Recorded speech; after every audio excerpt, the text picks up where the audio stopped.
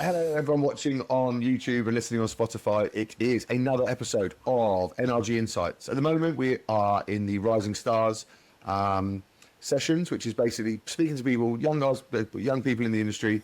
The reason we do this, and we've had a previous series and it was really successful, is because we're always saying about trying to get young people in, but actually us as the dinosaurs never really ask the question as to why it is and the challenges, etc. So, on that note, I have Harry Downer from Raw Capital Partners. Thanks for joining me, Harry.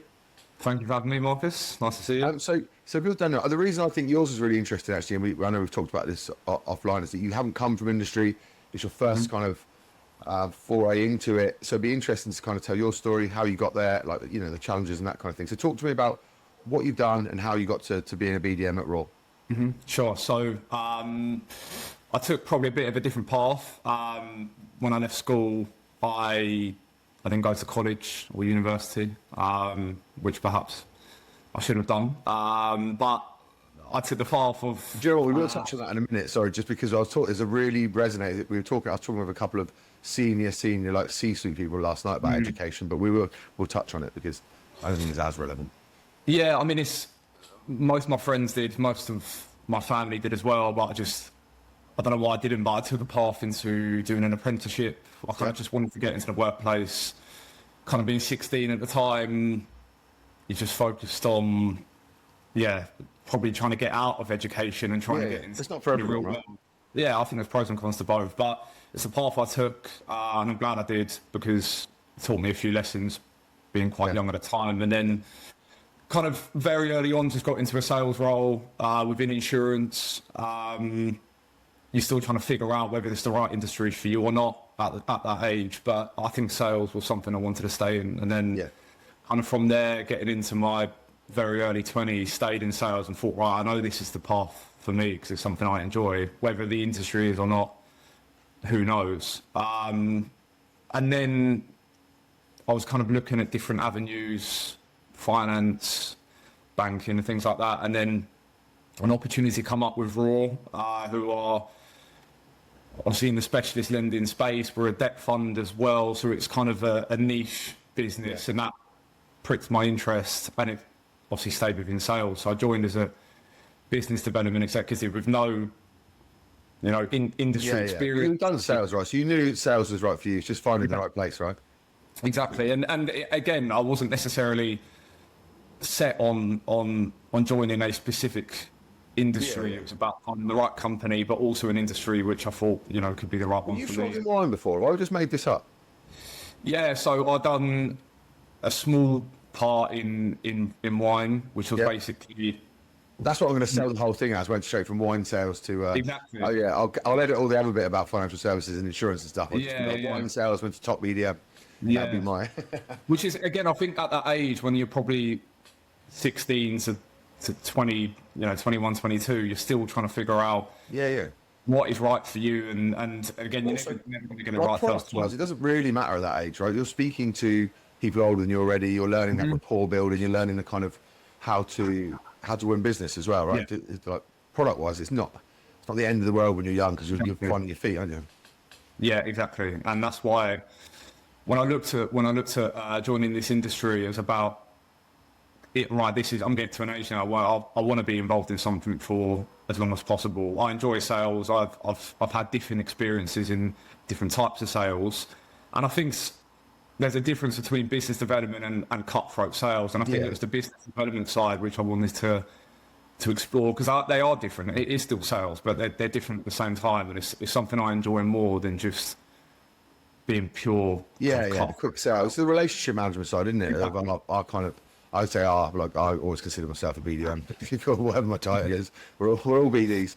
But so what is it that kind of piqued your interest about financial services, and what was it? Because you're very well thought of now. You know what I mean? You've done really well in a short space of time. What is it? What do you think clicked? What do you think was the deciding factor? Do you think it's that I'm going to ask about 8 questions at once now? But is it like your character traits that you think fitted, or is it just something clicked? What was it?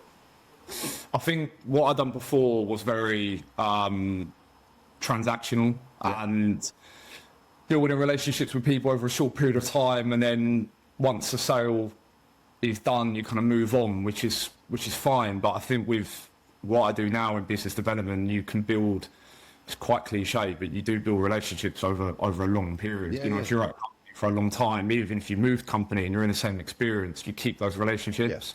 That's something which I wanted to explore because It's good that you picked that up. Sorry to jump in. It's good that you picked that up in a short space of time, because it'd be quite easy to come from a transactional job and start trying to flog yourself, you know, because that's what you know. So actually getting that transition. That was a challenge in itself when I first joined. Yeah, because yeah.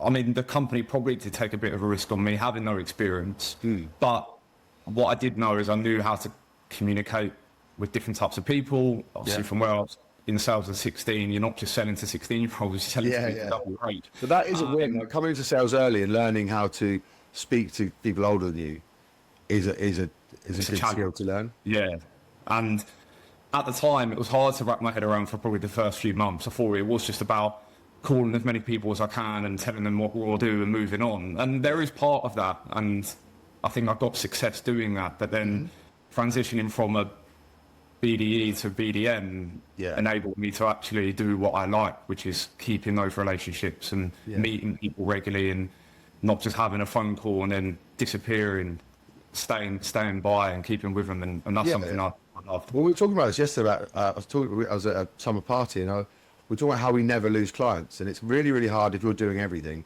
because like I'd be gutted if I saw one of my clients feel something or go with someone else because I just didn't get the phone to them. So there's that continual relationship management, and your pipeline gets bigger of the relationships you have to manage. And we also have to do our job on the other side, right? Do deals. So it is a juggle, but that side of it I think is more important. Not more important than the technical side, maybe. So you've got to understand technically, but that keeping in contact, you're keeping those relationships going, like that's super important, because you can get to a stage where you would never have to do another BD call. If we just looked after our customers, we probably wouldn't need that many more customers. It's just keeping hold of those, isn't it, and making sure that we do the right thing by them. Exactly. Yeah, 100%. And that's where, again, from having no industry experience, you know, the company always said to me, you can learn that. If you're willing to learn it, you will learn it, and you'll pick it up quickly, depending on how much work. We can teach everyone. If you've got the right traits, everyone can learn a product, can't they? I mean, unless you're stupid like me, then you go to recruitment, but you just sell people. But you know what I mean? It's a product you can teach, but like the charisma bit, the people wanting to talk to you, like the likability bit is something that has to come naturally as well. Yeah, and also like the graft. It's fucking hard work, isn't it? It's hard work. Yeah. I mean, I talk to my BDOs on here a lot, and it sounds like I always say the same sort of things, but it's because you have to do, like, as BDMs, like I know I was having a little moment before we got on camera about getting into 2 and then being back in the office at like 7, but that's the privilege of my job, right? I do the party stuff, I do the fun stuff, I get to see people, like, I'm grateful for that. But I've also got my job to do in the background, so, you know, it means you do lose a few hours sleep here and there, don't you? And you do. You have to do a good bit of graft. Yeah, I think as well, that's something which I enjoy. It was probably a challenge, because if you're doing a traditional kind of sales role where you are just picking up the phone and calling people, you can have a lot of structure to your day. And if you like structure to your day, then that's great. Going into this role, being a BDM, yes, you can try and structure your day. As much as you possibly can, but you don't know what's coming, do you? You don't know what's coming, and that was a challenge, because I've gone from trying to plan out my day to actually, you have to be able to be quite nimble, and you have to be able to move around. Reactive, isn't it? You know, no one's phoning you because they're happy either. No. Yeah. I tried to plan my day a few times, and it's not gone to plan. So I kind of let it go. I keep trying to plan, but actually being able to react and be nimble, I think. Well, we can set a plan up as though nothing wrong's going to happen in the day, right? Exactly. I don't think I've had like 2 of those in 15 years, but but you know, the planning bit is important. But so talk to me about the challenges. Obviously, like real capital partners, to those people that don't know, like it's not a massive firm, right? So you've obviously got the challenges of being new and the challenges of actually getting a company to have way more exposure than it has before. So you've kind of it's double challenging for you as you started, isn't it? Because you're a new guy in not a new business, but a relatively new definitely team. Yeah, I mean, Raw have been around for quite a while now, maybe longer than people think, over 10 years. It's not obviously the longest amount of time compared to others, but we started off as a company based in Guernsey. That's where our headquarters currently are, and I think trying to bridge that gap's been difficult, being technically an offshore lender. Majority of your business you're doing are with brokers in London, right? Yeah. And when you technically, mentally having a lender that's offshore, it can have its challenges. Yeah. So having now, I've been very lucky to work with another colleague of mine, Harry, who's an optimal. Harry Senior on this, sorry. Harry Senior, that's it. Yeah. That's the one. Who's an ex-broker at SPF. So being able to learn under him for me has been huge because he knows how brokers think, and what they want and what they don't want. And we've then, just over the last couple of years since we've worked together, been able to build that gap between Guernsey and London, and having two people that can grow the client base and grow relationships with people all around the country now, not just in London, which has been a massive help. And how is that, like, obviously, I know you sort of said it then, but how important is it to get that sort of mentorship when you're joining? Because you've got to look at the leaders in your business when you're looking at how you... It's difficult for you as well because you don't know what you don't know, right? When you're joining somewhere. But I mean, how has that been, and how important is it for people to look at that kind of, what the leadership structure is or the mentor side of things when they're joining? Massive. Yeah, massive. I think the one thing I like about this industry, and I think a lot of people say, is that when you go out to events and you speak with people like yourself that have been around a long time, everyone is willing to pass on a few hidden gems and give advice, which I really appreciate, especially being fairly new. But being able to directly have the exposure to someone like Harry, who's been in the industry a long time and has been on the other side of the fence. Yeah. And again, being at a firm where there isn't hundreds and thousands of people, there's a small team, you work closely together. Might be a good thing at times, might be a bad thing. Well, I like the small business side of things when you're learning as well, because it means you do get more exposure to more stuff. Like if you join straight away, if you join together, well, great business, fucking machine. Like you're pigeonholed into that thing. Exactly. But with a smaller business, especially as a young person, you get so much more exposure. You have so much more understanding that if you do get pigeonholed later on, you understand why things happen or you know, the reasons for stuff. So it is, like you say, it's both. It's a challenge, but it's also a blessing. It's absolutely, yeah. It's definitely been a big thing for me early on, and it's not to say I wouldn't have done what I've done at a bigger firm, because again, it's got its pros and cons. But having the exposure to other parts so early on has probably helped me progress a lot quicker and move up the ladder as well. And you're mentoring now, aren't you? You've moved up the ladder quite quickly, and you're kind of exactly. Now we've got someone else in who's joined in the role I was doing, and I've been able to then move up and do what Harry was doing. Nice to see that machine work. It's nice to see that's how it rolls, you know, because Harry Barrett is obviously fantastic at the old training you, and that's kind of what's the word? Funnel down, if you like, into you being able to do it for someone else. So no, it obviously works, you know. Definitely, yeah. And still having Harry there to then look over us, but again, still being a fairly small team and being able to work together very, very closely is a massive benefit for people that are going to be joining, and then people that have been at the company a while. For us to be close together is So what do if there is some, like, because everyone loves the thought of BDMing. I know I always harp on about this. It's much tougher than people think it is if they're not doing it. But what do people need to consider, like young people looking to get in, especially with yourself? Like you're a great example of not having to have one of in business and economics degree and two not coming from industry. Just like grafting and being likable is really important.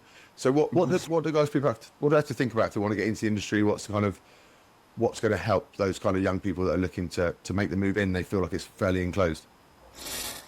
I think, again, it's probably a cliche one, Marcus, but just being able to be a sponge in all the ways, and just being able to pick up as much as you can inside of work and outside of work. And that doesn't mean, working 9 to 5 and then 5 to 9, but it does mean being able to absorb as much as you can and learn off people. Like we said, there's so many people that you'll meet in the industry that are more experienced than you, and being able to be proactive and asking the questions. And if you don't know something internally or externally, asking and finding out and taking it with you, and not being able to, I think for the first couple of months, it was difficult for me because you don't want to look stupid. You don't want to ask stupid questions. You don't want to be able to say no. You don't want to be able to say you don't know. I think that's fine. I think if you hide away from that, in 6 months' time, when you have progressed, or when there's more expectation on you, you haven't learned that. Didn't ask the question. You're then going to be asking the silly questions then, saying you don't know Yeah, it. yeah. And also, people don't care. Like, people want you to succeed, don't they? Say they want to help you. I don't think there is silly questions at the beginning. And like you say, if you're too scared to do it, like the main thing, you hit the nail on the head when you're like, they've got to want to learn, and you can't learn without asking questions. Exactly. Yeah, exactly. And you can be good at, as I said, you can be good at relationship management and business development and selling, which is a big part of it. But I think being an expert in your field sometimes as well, Yeah. is a huge thing, and that does take time, and it takes Yeah, you time. you can't cheat that bit, can you? That's why I think, like, you have all the great traits to be really successful. You can't cheat the experience bit. I always think that, like, there's only so much you can learn. Like, the time in the game is obviously, but you can't do anything about time in the game because it's just time in the game. You can't cheat it. But Yeah, but one thing I've learned a lot is that and I'm still trying to learn as much as I can, but it's an interesting industry because it's not, as I said, a transactional sale where you're just selling to a direct person. You know, you're having relationships with companies who are then, you know, brokers having relationships with their clients. So yeah, that's why I love the commercial aspect of it, because it's not, there's only one cheapest, right? The rest of it is relationship management. Exactly. We work with people we want to win, and we work with people. Obviously, they've got to have a good product, and the process has got to work, and delivering and everything. But it is. I love the industry because it's a people industry. Obviously, because I sell people for a living, makes sense. Yeah. But I have. Wow, that sounded a bit people trafficking, but you know. No.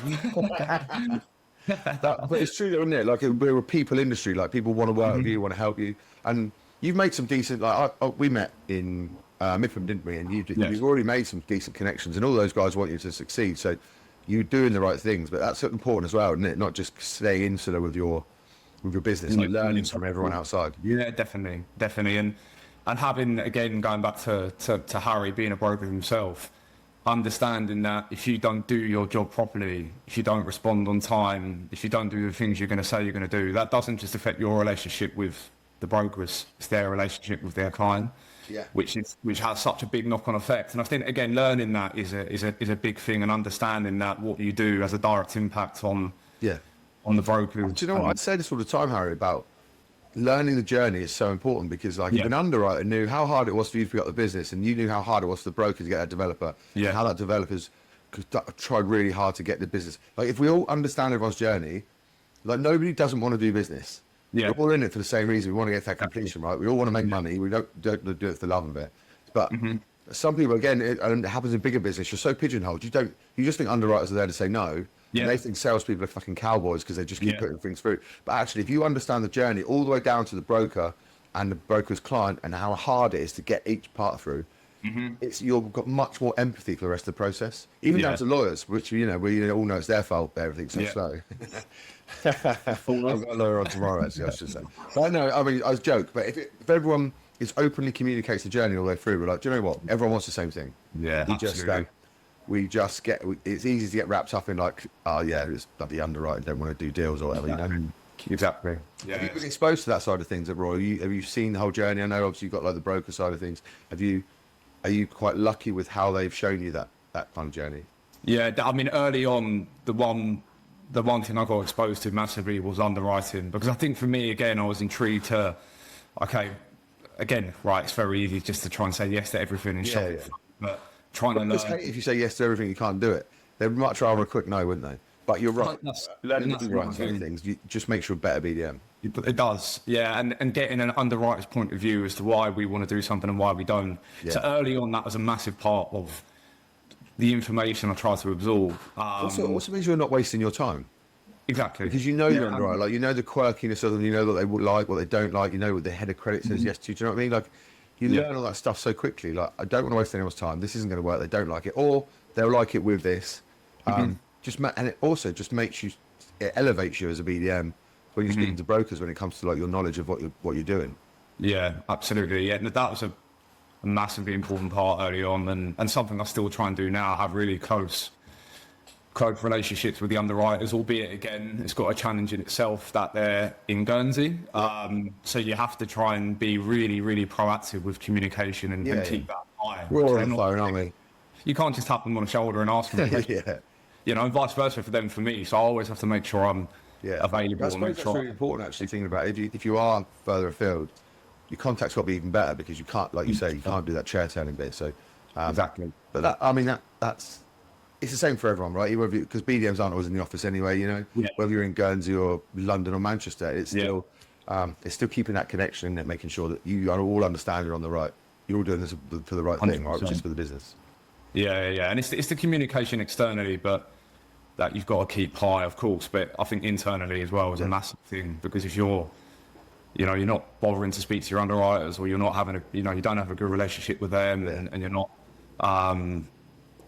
presenting the case to your best ability, then you're doing the broker a disservice. So having that balance to it as well is interesting. And like you said, Marcus, understanding how much it takes for you to build that relationship. It's fucking hard to get from beginning to end, right? To actually completely deal. When we're all in it, like it's the same as like growing a business or anything. Like everything is hard. You have to respect that process that everyone's in. It's difficult.